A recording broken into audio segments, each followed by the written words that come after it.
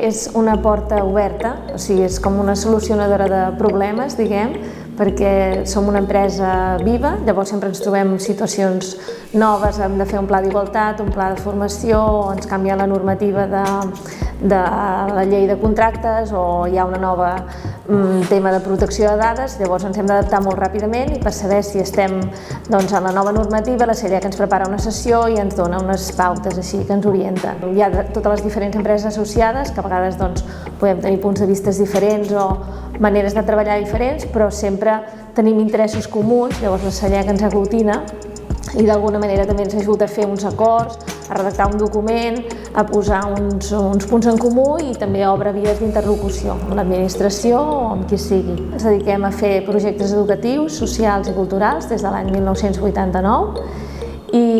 hem anat creixent durant aquests anys, bàsicament gestió de centres cívics, espais joves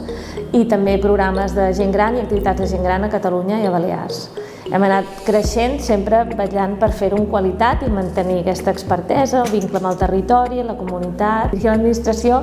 és al final qui reparteix les cartes a l'hora de fer el plantejament de com sortiran els concursos, de quines categories hi haurà i tenen molt a dir l'administració. Després les empreses ens presentem i evidentment